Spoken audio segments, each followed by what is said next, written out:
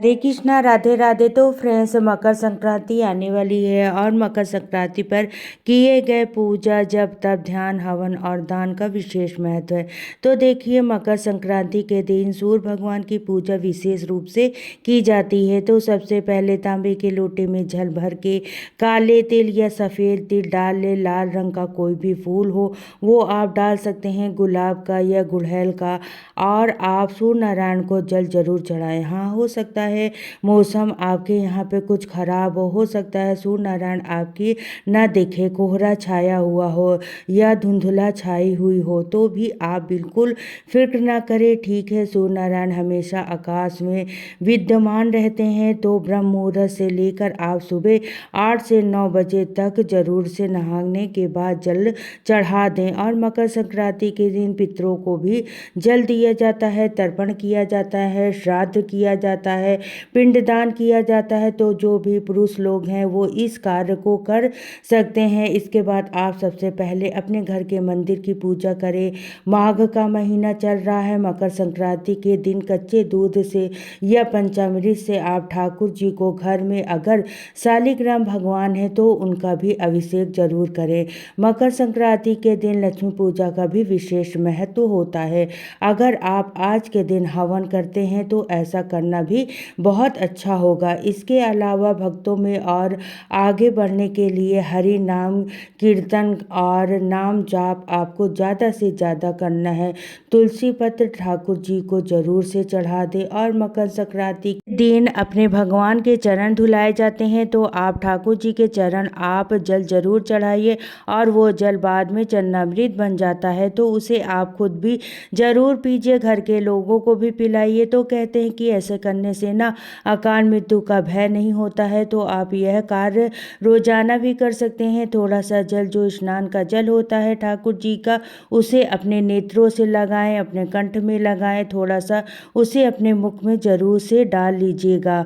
और घर में अगर बच्चे बात नहीं मानते या आपके हस्बैंड में कोई भी बुरी लत है, आदत है, तो भी आप उन्हें चरणामृत पिलाना शुरू कर दीजिए। आप देखिए धीरे धीरे उनके स्वभाव में भी बदलाव होने लगेगा। अच्छा, 2025 में ना 15 जनवरी को मकर संक्रांति मनाई जा रही है, क्योंकि 14 तारीख को दोपहर में 3 बजे के बाद सूर्य मकर राशि में प्रवेश करेगा। लेकिन हमारे यहाँ स्नान और दान सुबह के समय ही होता है।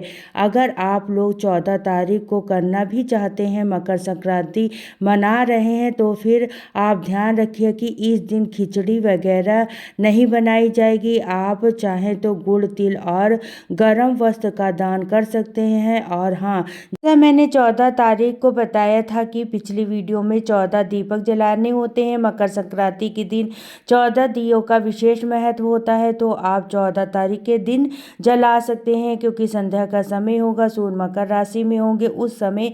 और क्योंकि 14 तारीख छठ तिला एकादशी भी है और एकादशी के दिन भी दीपदान करना बहुत ही अच्छा माना जाता है।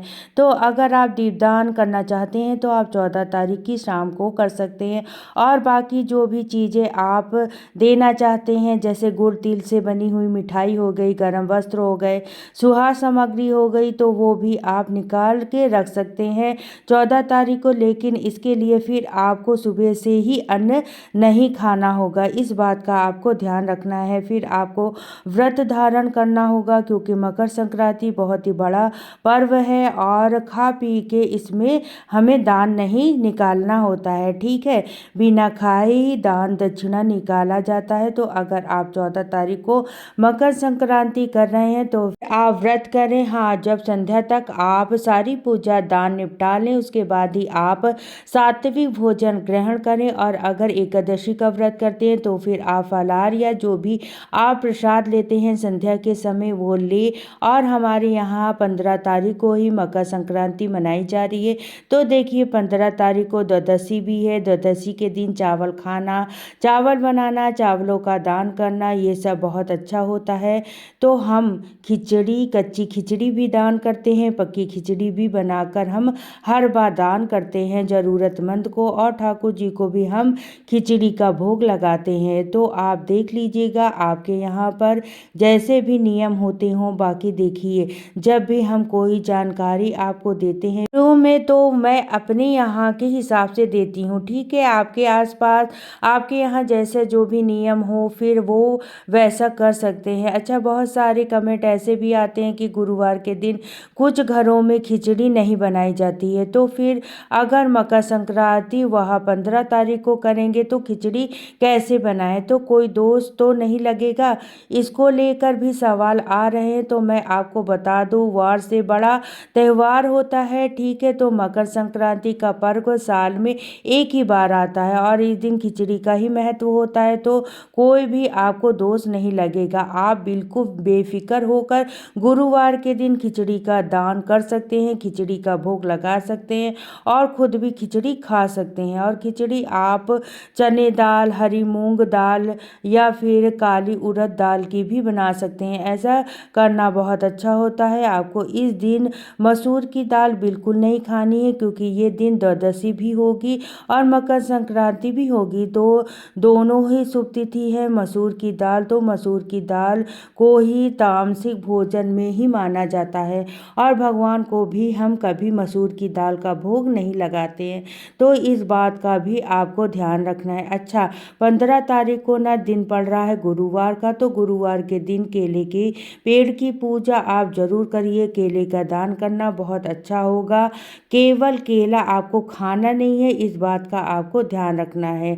तुलसी की पूजा करिए, पीले रंग के हो सके तो वस्त्र पहनिए। महिलाएं पूजा से पहले अपने खुद का श्रृंगार जरूर करें, पैरों में आलता जरूर लगाएं, क्योंकि मकर संक्रांति के दिन जो भी शुभ कार्य आप करती हैं वो कार्य आपके जीवन में हमेशा खुशहाली बनाए रखते हैं। जो भी सुहागन महिलाएं अगर आज के दिन सुहाग की चीज़ों का दान करती हैं, तो ऐसे करने से आपका सौभाग्य अखंड होता है। तो आपको खुद का श्रृंगार जरूर करना है।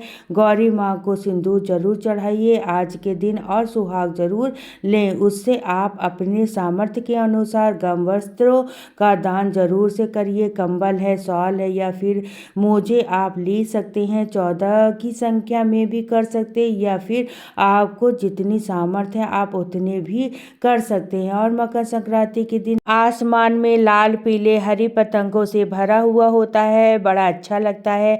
मकर संक्रांति का पर्व तो तिल गुड़ की मिठाइयों का, खिचड़ी का, ठाकुर जी को भोग लगाइए, ठाकुर जी को कुछ पतंगे आप उनके पास रखिए, तो इस तरीके से धूमधाम से हम सब मिलकर मकर संक्रांति मनाएंगे। तो फ्रेंड्स, वीडियो अच्छा लगा हो, जानकारी अच्छी लगी हो तो लाइक शेयर कमेंट जरूर करिएगा। चैनल पर पहली बार आए हैं तो सब्सक्राइब कर लीजिएगा। फिर मिलती हूँ नेक्स्ट वीडियो में, तो सभी को राधे राधे, जय श्री कृष्ण, हर हर